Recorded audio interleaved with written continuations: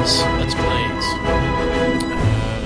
My poison of choice today is going to be Calypso Colada. It's summer, but it's miserably hot in this part of Texas, so I will not be going to any beaches or lakes to enjoy it. I'll just stay inside and instead play Space Hulk, a computerization of a board game that apparently has had 2 releases, and I managed to miss both of them. Even though I kind of had a thing for Warhammer 40,000, I never really got into it. It was prohibitively expensive and incredibly challenging.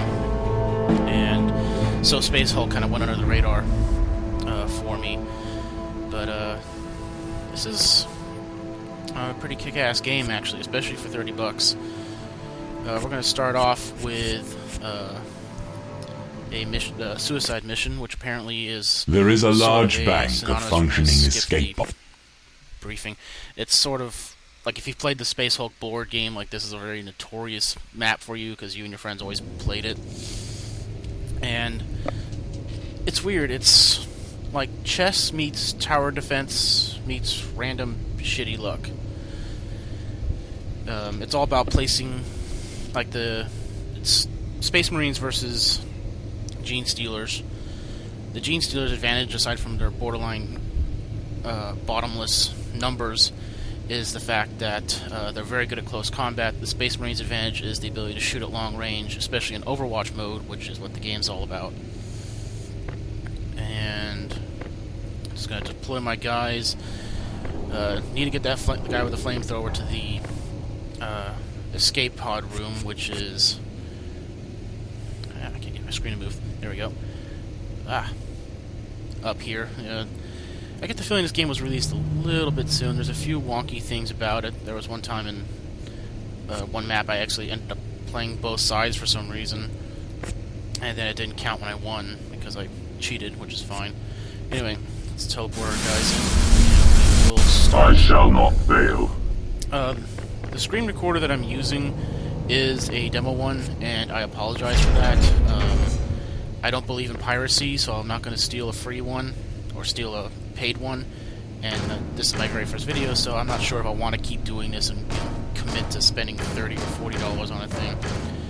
Also, this one kind of pulls some BS with, like I'm having to kind of do a workaround in order to make this work. I'm supposed to be able to record full screen, supposedly, with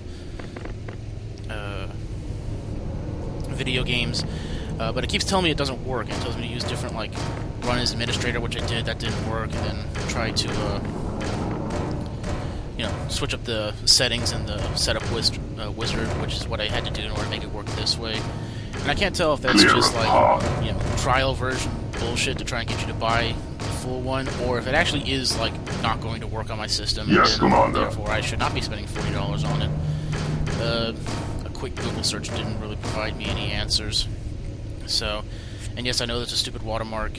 I'm hoping you might look past that, and if I end up enjoying this, I'm definitely going to get a more professional recorder and continue making these, because, there's a few YouTubers out there that do Let's Plays. I really enjoy watching them when I'm playing games, and I thought I might participate and kind of add my own. Anyway, enough about the method behind my madness. Let's talk about what's going on here. So I got my Terminators in this room. They can't shoot past each other. If you're not familiar with the game, they cannot shoot past each other. They cannot shuffle past each other. So it's all about kind of single file lines and picking choke points and things like that. What we've got down here is we've got what we call blips. Blips can represent, each individual blip can represent either 1, 2, or 3 Gene Stealers. That is what they actually do contain is up to the Gene Stealer player, which is computer controlled right now. Once the Gene Stealer player can either reveal them when they want to, or once they're seen by a Terminator, they're revealed. On their turn, the Gene Stealer player will usually reveal them if they're going to move them into range of a Terminator sight, because if they move a blip within the Terminator sight range, their turn ends immediately. It doesn't matter if it was their first move or their last move. But the next move, they're going to be coming up this corridor.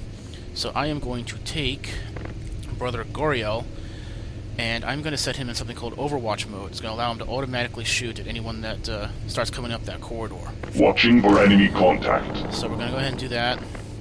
He's going to sit there and hold the line. I'm going to take Brother Dino. Dieno? I don't know how you pronounce that. We're going to open the door, and we're going to start shuffling down here. That Gene Stealer's probably going to come around the corner this turn, but I want him to make some progress. Actually, no, screw that. I want him to kill him. So I'm just going to move him forward so I can keep 2 action points here so that I can spend Watching for enemy contact. And I'm just going to shuffle these guys a little bit farther forward. Over here are my command points.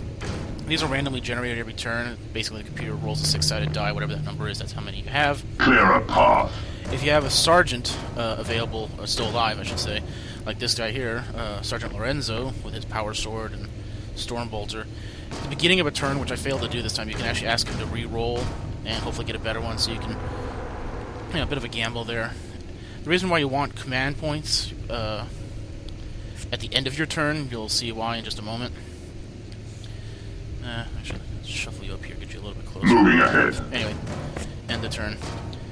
I can't remember on what rolls it happens, but Stormbolters will jam when they're being fired. And if you have command points, your guy can unjam and continue killing Gene Stealers. That's what he's doing right now. Kind of like that tunnel scene in Aliens with the automatic sentry turrets. Keep getting good rolls. There is an easy mode for this game, and hopefully I can turn on. One of the things about this game is sometimes, if I'm not paying attention, it'll be on easy mode, even though I didn't ask it to. Easy mode takes away weapon moves. I'm going to go to the menu after this turn and see if that's a possibility. I should have accidentally jammed by now. I usually don't get this lucky.